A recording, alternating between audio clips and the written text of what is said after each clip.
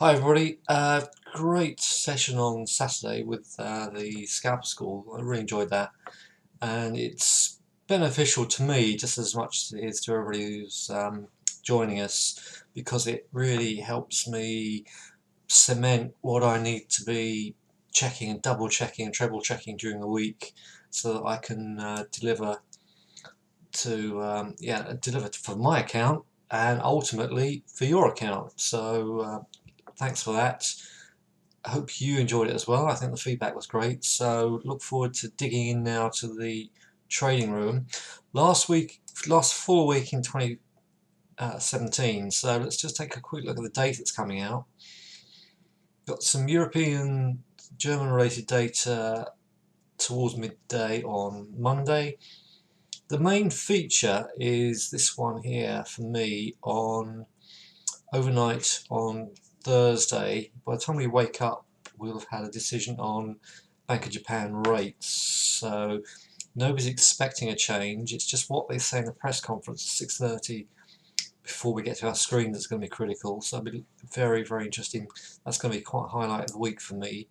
And then we've got US GDP later on that day on Thursday.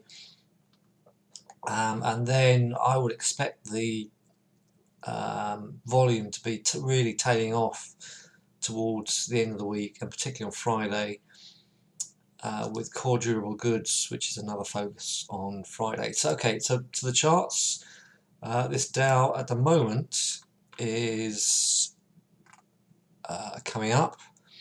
On this daily chart, this red bar did not engulf the previous day, so it was very much a consolidation bar, a waiting bar, and not a sell signal. So we closed the week higher, so any pullback to looks as if around about 400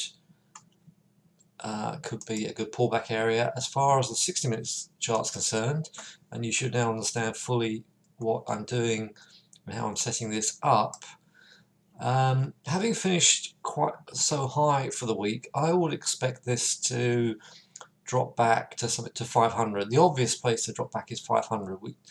So if we start to see some weakness in the early part of the week, if I'm going to buy this, that's where I would ideally like to buy. You can see here, look how straight this this moving average is here. Really, really powerful. And then we start to sort of flail here, but ultimately this is where I started shorting on Thursday, and then saw it pick right up on Friday. So I think it stands to reason that if we've had a drop here and we've pulled back, we could at least get another move back towards this sort of area. 450 will be even better, because that's the main sort of inner fib zone. This is the outer fib zone based on last week's price action. So any dip back down here is buyable. If we are really strong and we see no pullback in the early part of the week, I would then look to see if we get a sell signal at 24,800 up here on the extension and trade the extension down. So more updates on that on Traders Roundtable. So make sure you've got all your login details for Traders Roundtable. Once you've registered and I've approved you, which I have approved everybody, then you'll get the actual link on the email. So make sure you've got the email to come back to you after you have registered. The pound, now this dollar strength coming in, so we've come off of this trend line up here. This 50-day moving average is right down here, is down here at 260.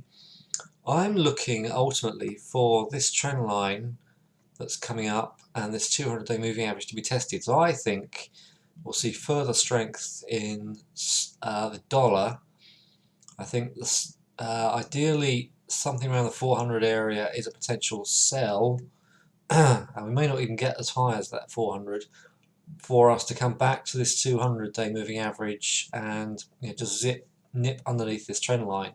And at that point, you can see 130 is actually a fib level based on the pre-Brexit high and the post-Brexit low, we've not even managed to get to the top of the fib zone at 138, 137.90. So the fact that we can't get there, and we are potentially going to have, we potentially had 2 or 3 touches of that trend line. Another touch of that will be even better. In fact, I'll extend that trend line.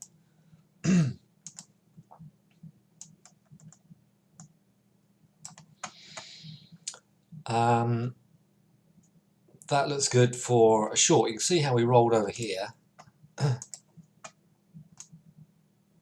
So 1, 2, 3, 4, 5, and then we did a sort of 1, 2, 3 wave correction, rolled over here.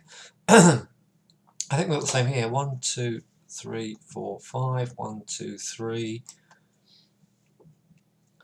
So get a 1, 2, 3 wave into that resistance. That will be very even nicer as a short at 135 if we see it. In the meantime, because of this weak close on Friday, I'm going to look to short into here on Monday if I take a trade at all. I would only look at that after the US has opened and we're getting in towards the London close. I'll be available on the Skype room. If you've not found me on Skype and you're having problems, let me know. Otherwise, just use my email, mike@tradeeasyway.com, to search for me and ask to hook up with me. I'll drag you into the chat room.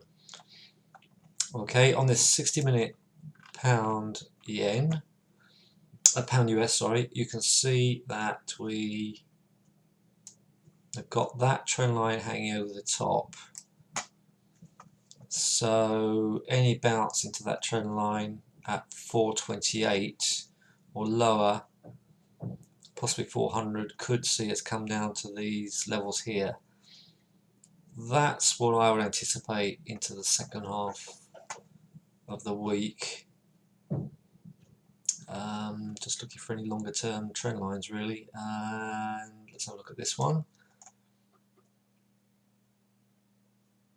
Yeah, so we broke down underneath that and just butted into it into Friday. I will keep that off for now and just concentrate on what we get on Monday and then reassess. Pound yen, and on the daily, again, I think this is gonna, I would look for this to come lower. The long-term trend line is just underneath us. So, and these purple lines are key resistance levels after the Brexit breakdown. We've had a touch on December 16, May 19, broken up a couple of times, broken up in September, broken up in October, broken up in November, December. But we are really struggling. We're struggling to hold that. So 165 to me looks like a potential sell signal if we get up there. So I'm just sort of holding fire on that. But if you come down to 148, well, 147.80, a buy signal down there will get me very, very interested to see if we can come up to this extension and get through the extension and tap into the Brexit high I've just highlighted, the pre-Brexit high. So very interesting chart pattern here. I think we're basically we're in a squeeze, resistance above, support underneath, and at some stage the pound yen's got to make a decision on what it wants to do. And I think short term the path of least resistance is down. Long term I think we could pick ourselves up and really run. So we may not get an answer to that till Thursday based on the Bank of Japan data that's due out. This is the box play I talked about at Scalper School. We had this 131.37 was resistance from August. We broke through it in September, and ever since we've hit 450, we've been selling. We had 3 touches at 450, but only 1, 2, 3. Yeah, we had 3 touches either side of this box. Here's the trend line I've got drawn. Now, we ended up with a doji bar on Friday, so potentially this move down into this trend line may be over. So if we dip down to a lower level, and I would suggest ideally a test of 130. Drop out of the box, touch 130, come and get closer to the 200 EMA, and then start to put a reversal signal in. There's a big sell signal here on the Thursday, doji on the Friday, but the fact is we're holding the trend line, and we've got the low of the box moving up. So again, I would be interested to see what we get on Monday. We may, it's potentially a low volume week. If you look at the weekly, we've just come in contact with this 20-day moving average, and the 50 is down there at 130. So it's 2 weeks of lower closes. So the most likely scenario is that these pairs, these markets, are going to want to come down and find some bigger pivots as we get to the back end of the year. So a move, so if we get back to 275 or higher, even a full push into 133.20, not that far above where we are, a retest of this 60-minute sell signal could really be nice to take us back down to these levels, to make us come in contact with some much closer support, and then I think this one can get going. Overall, I think it's too expensive. The market doesn't like it this high. At the moment, there is no reason to think about buying that at all at the moment. Okay, Dow. Dow we talked about. DAX.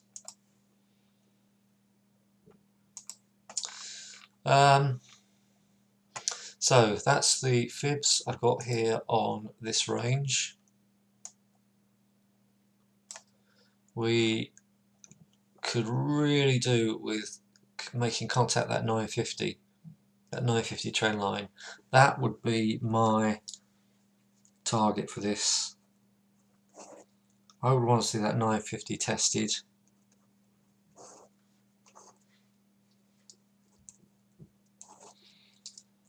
And so although it's a decent buy signal there, a new low in the range, close above, what we might see is some early upward pressure in the early part of the week, and potentially some weakness into the back end of the week. And because I don't think we're going to move until we come in contact with that 950 again, but I could be wrong because this is a big decent buy signal. At the moment 50-60 is a pullback, but we have really, if you look at the intra-week chart, the 60-minute chart, it's really choppy. If I take that fibs off for now and just show you what we've got all of this selling and that happening. We did just about come in contact with it. Let me draw that more accurately.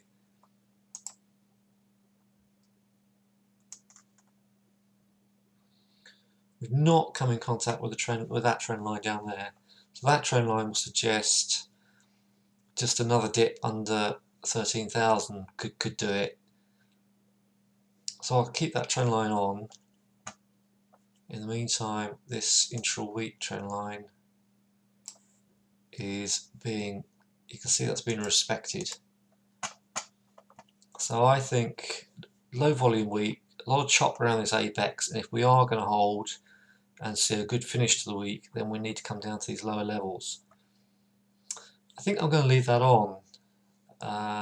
I'll leave the high and the low on the previous week. But I'm going to leave that on and see what happens, see where we are at Traders Roundtable. Alright, but it was a pretty low volume, pretty pathetic week with the DAX last week. 4 days of low closes and then a punch higher into Friday. So I think we're going to get more chop and slop. Weekly, horrible. When you get a bullish consolidation like that, let me show you an example. Not this one, this one. Where are we? Pound CAD. When you get a bullish consolidation on this sort of scale, let me just find it. I need some more. Let me go to a weekly because I'm talking about a bit further back. There we go. When you get a consolidation on this scale,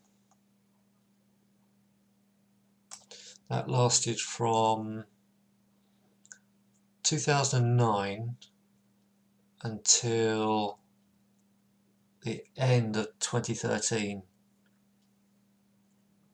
It lasted 3 or 4 years in that box, and it wasn't that deep either. 146 to 166. The 2,000 pip range over 4 years is not great. So yeah, I'd love to see a pullback to that top of that box again at 166.40.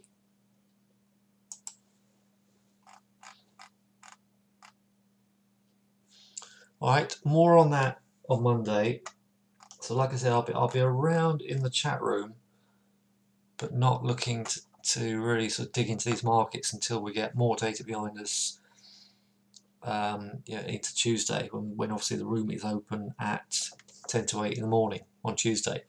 Right, so the next stop is 7 o'clock Sunday night. Make sure you're logged into that room, and any problems let me know. Otherwise, see you then. Thanks for listening, and bye for now.